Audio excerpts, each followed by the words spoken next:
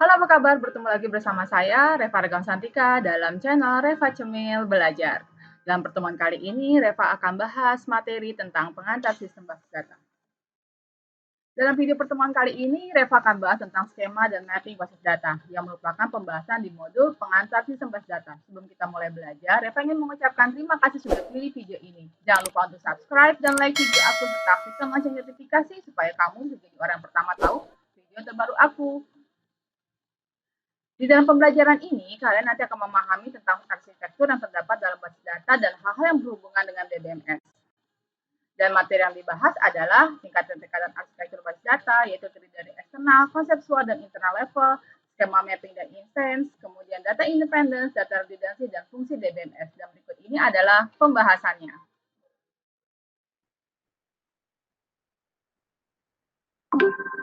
Oke, selamat pagi. Bertemu lagi bersama saya, Reva Regam Santika, dalam materi pengantar sistem basis data.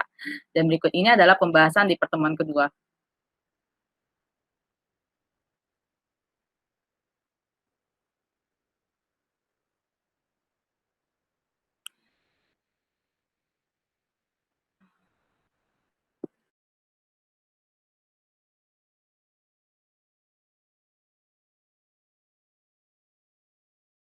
Tentang pengantar sistem basis data, yaitu adalah lingkungan basis data di pertemuan 2. Nah, tujuan utama dari sistem database itu adalah menyediakan pemakai melalui suatu pandangan abstrak mengenai data dengan menyembunyikan detail dari bagaimana data disimpan dan dimanipulasikan. Oleh karena itu, titik awal untuk perancangan sebuah database haruslah sifatnya abstrak dan deskripsi umum dari kebutuhan-kebutuhan informasi suatu organisasi harus bisa digambarkan di dalam database.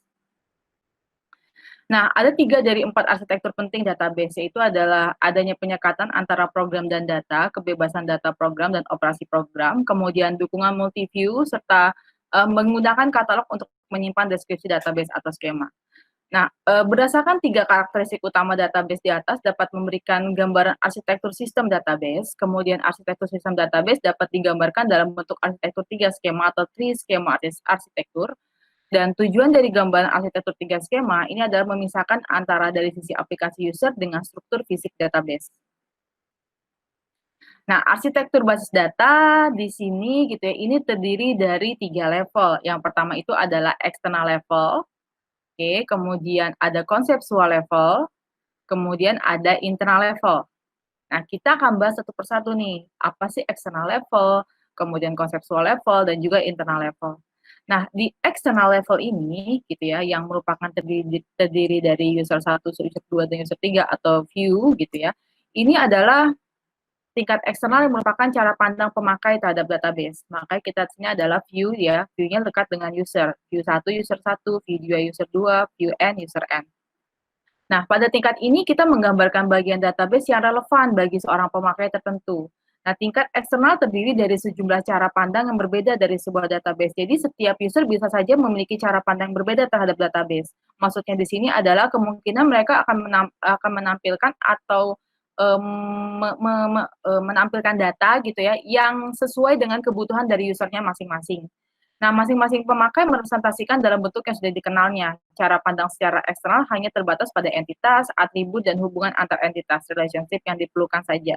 Misalkan view dari mahasiswa, kemudian view dari mata kuliah. Nah, kemudian tingkat konseptual atau konseptual level itu adalah tingkat konseptual merupakan kumpulan cara pandang terhadap database. Pada tingkat ini menggambarkan data yang disimpan dalam database dan hubungan antara datanya.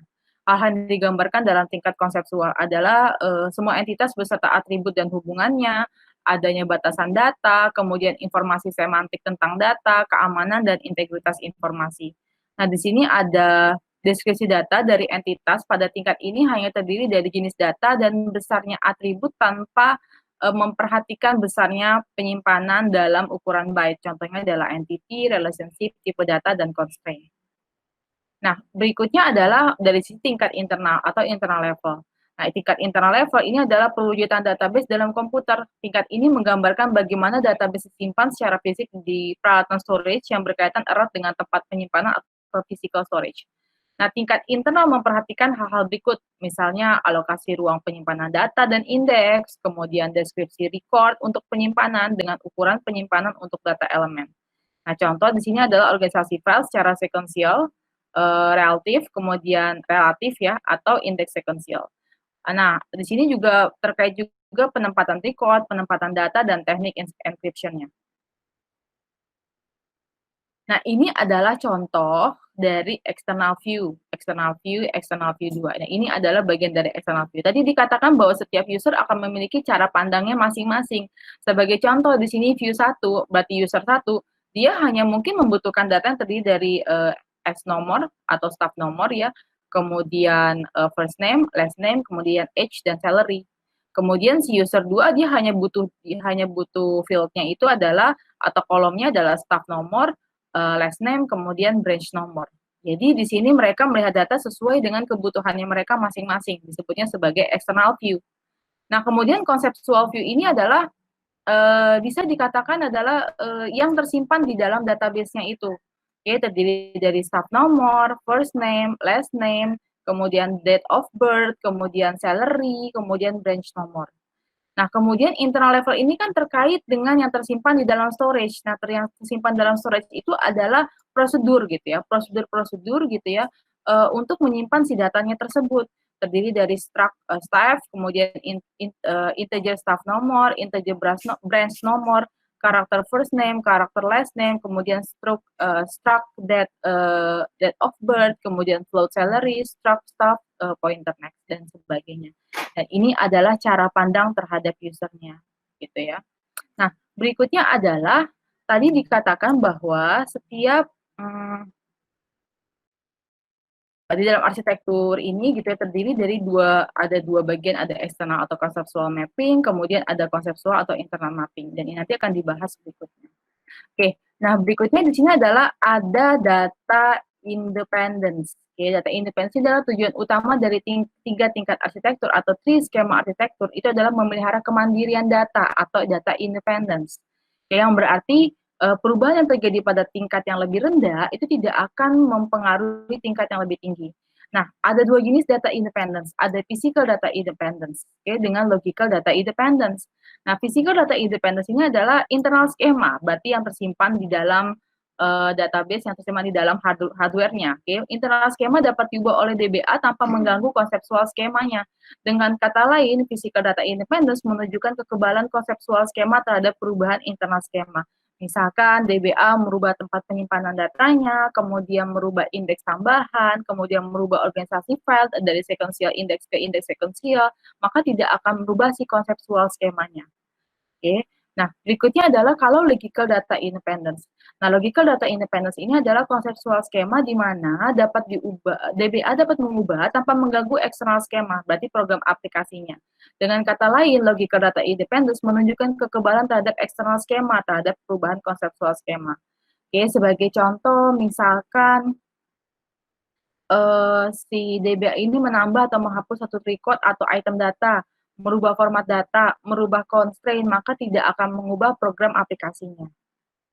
Nah, kenapa sih kita perlu prinsip data independence? Pertama itu adalah database administrator itu dapat merubah isi, lokasi, dan organisasi database tanpa mengganggu program aplikasi yang sudah ada. Nah, vendor hardware dan software pengolahan data bisa memperkenalkan produk-produk baru tanpa mengganggu program aplikasi yang sudah ada. Jadi kalau misalkan perusahaan misalkan ingin mempromosikan gitu ya, atau menawarkan sebuah hardware baru, kemudian software-software untuk bisa meningkatkan kinerja dari database gitu ya, itu bisa gitu ya, mengganti server dan sebagainya gitu tanpa mengganggu program aplikasi. Kemudian untuk memudahkan perkembangan program aplikasi, kemudian memberikan fasilitas pengontrolan terpusat oleh DBA demi security dan integritas data dengan memperhatikan perubahan-perubahan kebutuhan dari user. Nah, tadi mapping itu kan ada dua ya, ada konseptual atau internal mapping dengan eksternal atau konseptual mapping. Nah, di si konseptual mapping ini adalah kita mendefinisikan hubungan antara view konseptual dengan base data di level internal. Jadi, di sini dikatakan bagaimana record-record atau field di dalam level konseptual didefinisikan di level internal. Oke. Kemudian eksternal atau konseptual mapping itu adalah mendefinisikan hubungan antara view konseptual dengan view eksternal. Oke. Nah, konseptual atau internal mapping itu tadi kan dikatakan kita melihat ada gambar gitu ya.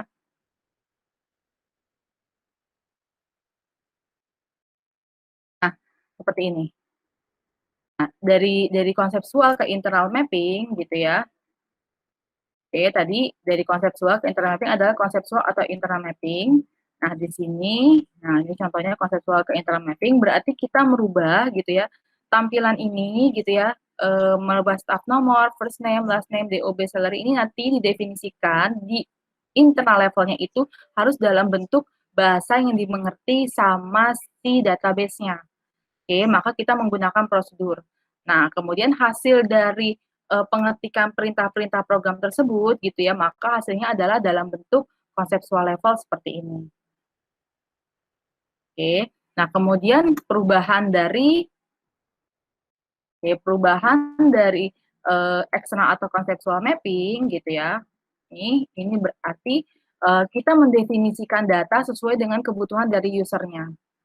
Ya, jadi tidak semua yang ada di dalam consensual level itu dibutuhkan sama si user. Jadi hanya data-data tertentu saja yang dibutuhkan oleh si user. Oke, nah berikutnya adalah setelah mapping kita akan bahas tentang skema dan instance. Nah, database skema atau metadata ini adalah deskripsi dari base data yang dibuat pada saat perancangan dan diharapkan tidak akan sering dirubah.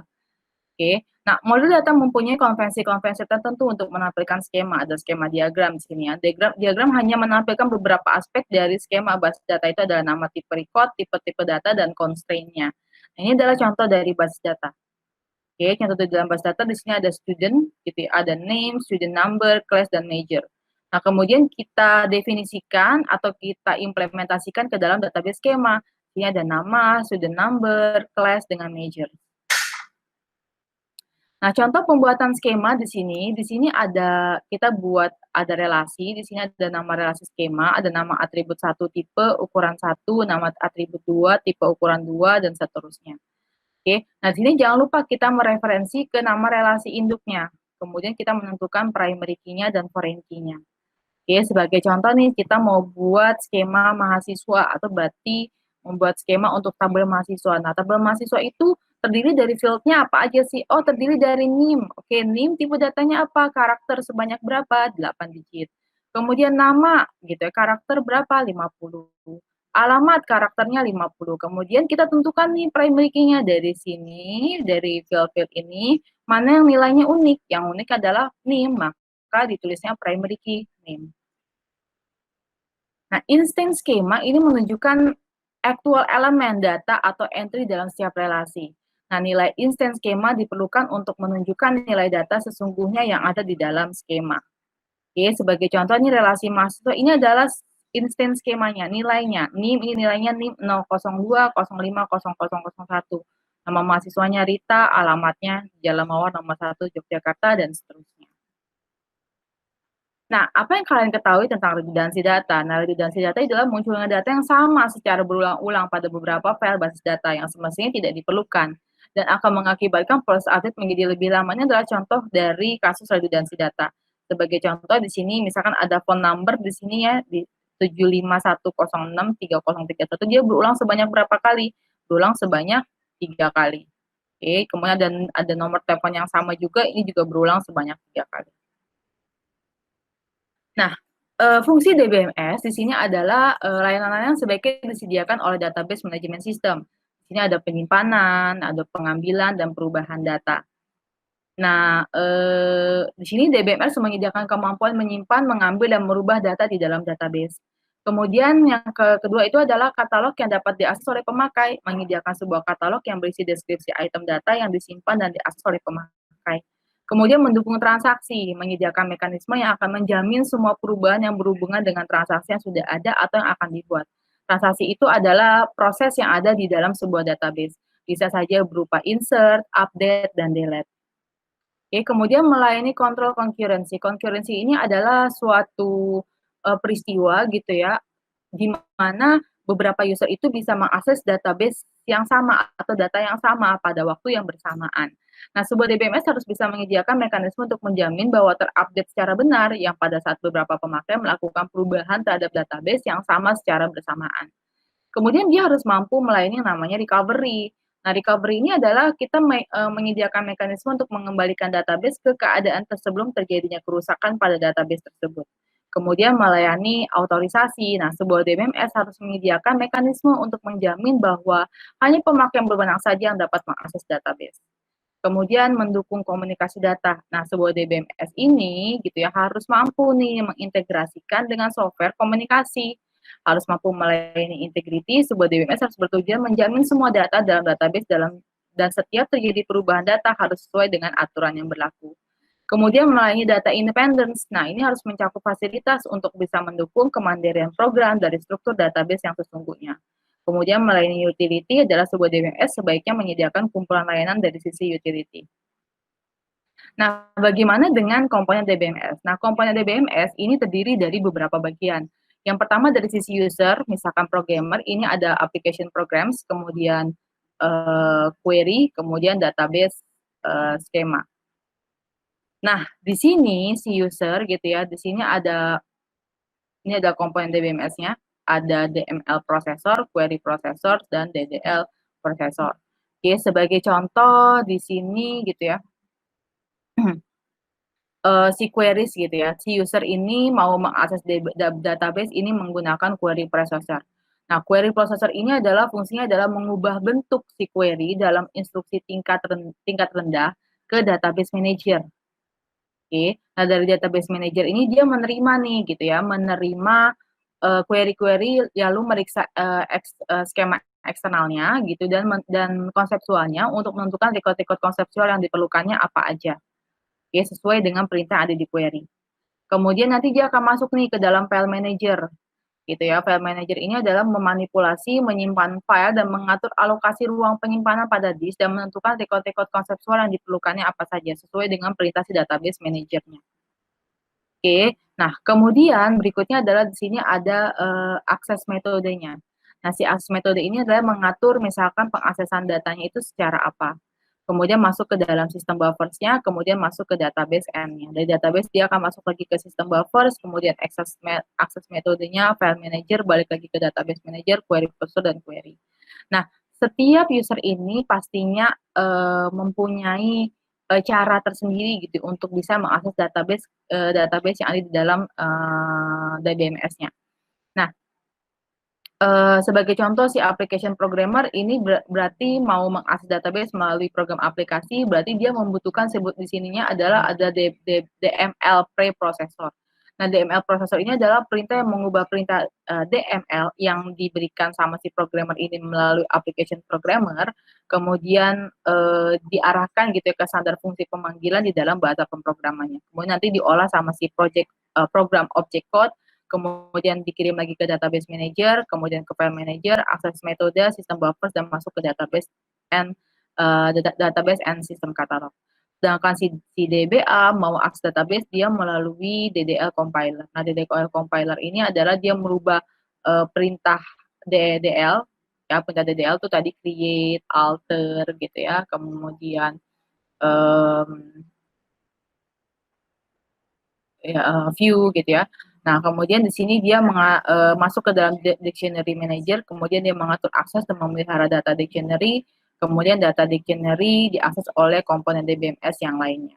Oke, berarti masuk ke database manager atau langsung ke file manager. Nah, database language gitu ya, itu terdiri dari beberapa jenis. Oke, yang pertama ada DDL, Data Definition Language. Ini adalah bahasa yang mengizinkan DBA atau user untuk bisa mendeskripsikan dan memberikan nama entitas, atribut, dan hubungan yang diperlukan aplikasi beserta integriti yang berhubungan dengan batasan keamanan. Oke, nah DDL tadi perpintahnya ada create, kemudian ada alter, ada drop. Nah, kemudian create itu untuk menciptakan struktur dari database, alter itu untuk merubah struktur database, kemudian drop itu untuk menghapus struktur dari database. Kemudian DML ini adalah bahasa yang menyediakan sekumpulan operasi yang mendukung suatu operasi manipulasi data yang berada dalam basis data. Nah, ada dua bahasa nih, prosedural sama non-prosedural. Kalau prosedural itu berarti dia harus menspesifikasikan data apa yang dibutuhkan dan bagaimana cara mendapatkannya. Contohnya di base 3 atau base. Nah, non-prosedural ini membutuhkan pemakai untuk menspesifikasikan data apa yang dibutuhkan tanpa menspesifikasikan bagaimana cara mendapatkannya. Contohnya adalah SQL dan VBA. Nah, ini contohnya nih. Oke, di Di sini ada 2 tipe DML, ada prosedural di base 3. Nah, untuk bisa mengaktifkan database dengan nama file universe.dbf yang ada, maka kita bisa buatnya set directory d database, kemudian di enter. Jadi kita harus definisikan nih posisi database-nya ada di directory apa. Kemudian harus didefinisikan juga nih gitu ya, mau pakai database apa, namanya adalah database universitas, udah masuk ke database universitas, kemudian use MHS ini berarti dia mau akses tabel mahasiswa, berarti use MHS. Nah, terus kemudian kita harus tahu nih record yang kita mau, apa ya, record yang kita mau edit gitu ya, atau mau kita akses itu ada di record keberapa, oh edit 10, berarti kita masuk edit 10, atau bisa juga dibuat use d gitu backslash di base backslash universitas backslash mahasiswa enter edit 10. Kalau non prosedural ya kita tidak perlu mendefinisikan di mana direktorinya, kita cukup panggil nama database-nya aja use universitas. Kemudian saya ingin mengupdate tabel mahasiswa, berarti update MHS set gitu, set nama menjadi Rina yang NIM-nya itu adalah 555. Jadi yang NIM-nya 555 namanya akan berubah menjadi Rina. Nah, berikutnya adalah database language. Yang berikutnya adalah DCL, Data Control Language. Nah, ini adalah sekumpulan perintah-perintah yang digunakan untuk bisa melakukan pengaksesan data. Nah, data sebagai bagian penting dari keseluruhan sistem base data harusnya mengambil langkah yang tepat untuk memeriksa akses dari user dan data tidak valid yang dibuat oleh kita. Nah, untuk menjaga hal tersebut, maka ada 2 perintah nih untuk mengatur pengontrolan terhadap hak akses kepada user. Ada grant dan revoke. Grant itu berarti adalah kita memberikan hak akses kepada user, kemudian revoke itu adalah melakukan pengambilan hak akses kepada usernya.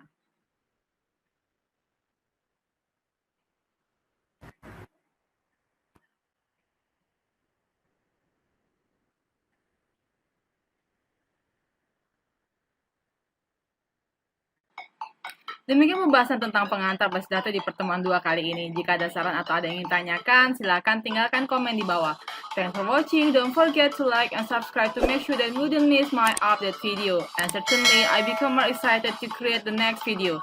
Stay tuned on my channel. Stay safe, keep healthy, be happy, and have a nice day. See you soon. Bye-bye.